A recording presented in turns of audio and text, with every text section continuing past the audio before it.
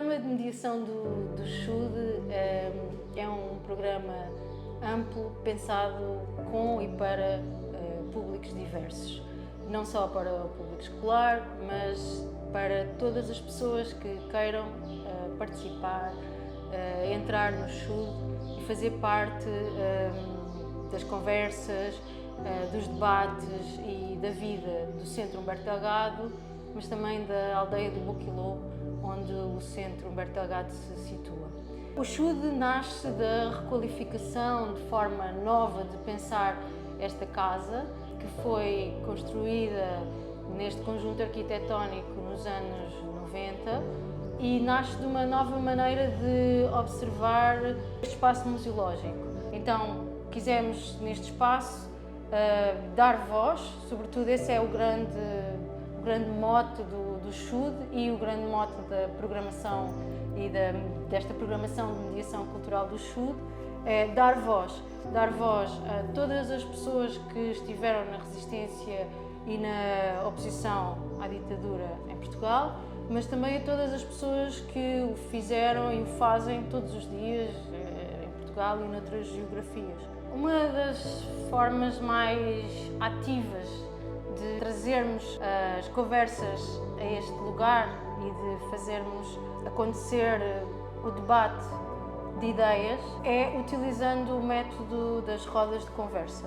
As rodas de conversa são feitas normalmente a um domingo, a um sábado, a um domingo à tarde, e as pessoas não têm de ser especialistas em nada, podem simplesmente vir contar a sua história dentro de um tema que lançamos para aquele dia, para aquele fim de semana, e contam a sua história, trazem a sua bagagem de memória, que normalmente é cruzada com as memórias das outras pessoas que estão na roda. Mas talvez o mais interessante é que é dado o mesmo valor ao testemunho que é contado na primeira pessoa, não é? É dada essa importância às histórias individuais como parte relevante para a construção dessas histórias coletivas, desta história coletiva, de uma memória coletiva. A parte curiosa e o que distingue estes dois setores de programa de mediação é que estamos a falar de pessoas que conseguem narrar na primeira pessoa uma coisa que mesmo para nós, do ponto de vista geracional, já é história, já não nos conseguimos felizmente relacionar com grande parte do que aquelas pessoas viveram, não é? Tanto o processo de descolonização como o processo ainda durante a ditadura e a forma como as pessoas viviam. Nós não nos conseguimos relacionar, mas as pessoas que nós convidamos para virem à parte dos educativos mais direcionados para as escolas também não conseguem. Quando nós dirigimos este discurso museológico para um conjunto de jovens, e são jovens muito diferenciados no que diz respeito às idades, estamos a falar de pessoas que podem ter 6 anos ou podem ter 18, e por isso têm também uma capacidade de abstração completamente diferente e uma capacidade de compreender o que é a história de forma diferente e o impacto que tem na sua vida. Mas nós convidamos-los para um espaço sob o mote de falar sobre o Humberto Delgado, mas na realidade a história que rodeia o Humberto Delgado é uma história que também nos rodeia a todos.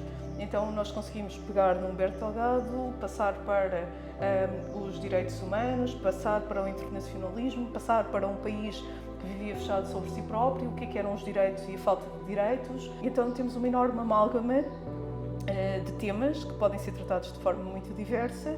Então as abordagens que nós fazemos são sempre no sentido de começar por uma abordagem mais historiográfica, de explicar que houve coisas que chegaram até nós através de relatos, que temos documentos, que temos fotografias, que temos biografias prisionais, que temos registros de manifestações, registros de que estava escrito em paredes, do que as pessoas escreviam, e usamos cada uma dessas manifestações históricas e também culturais para criar debate. E este debate, aquilo pelo menos que nós entendemos ser necessário, é criar ferramentas de discussão que também sejam emancipatórias para eles. Ou seja, que eles saiam daqui a compreender que há todo um conjunto de gerações que sofreram imenso para que nós possamos agora aceder a uma liberdade que tantas vezes não valorizamos e que tantas vezes não conseguimos gerir. E então essa capacitação é uma coisa que acontece nesta sala sempre que temos visitas. E estas visitas fazem coisas completamente diferentes. Quando nós trabalhamos com crianças, nós abordamos aquilo que é a sua vida, e a sua vida é muito mais restrita do que aquelas do secundário. São crianças cuja vida corre entre a casa, a escola e a rua que fica no meio, e muito pouco mais do que isso. E por isso abordamos todas estas questões dos direitos, da forma como nós nos podemos expressar livremente, como podemos ocupar o nosso espaço. Quando eles são mais velhos, as coisas já são um pouquinho diferentes, porque primeiro já aprenderam história, e por isso têm uma narrativa toda encadeada de uma sucessão de eventos.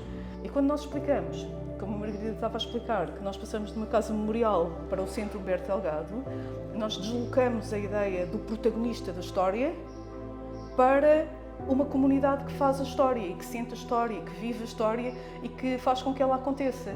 E essa transferência do indivíduo para o coletivo é aquilo que nós tentamos fazer sempre.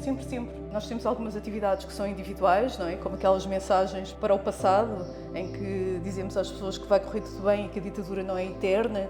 Ou quando fazemos biografias prisionais e cada um chama o Zé, o Manel, o Augusto, ou quem for, e inventa uma história. É um processo bem mais simples do que estar a construir elementos coletivos como os panos, como as faixas, como coisas que eles têm que fazer em conjunto e que são confrontados com a necessidade de chegar a um consenso, de discutir um objetivo.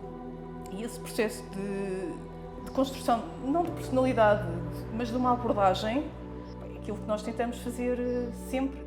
Eu acho que essa complexidade do Humberto Delgado leva-nos também a construir este programa de mediação, que realmente a ideia é que não seja linear, é que seja múltiplo, diverso, que tenha várias camadas e que possa ser visto, devorado por várias pessoas diferentes.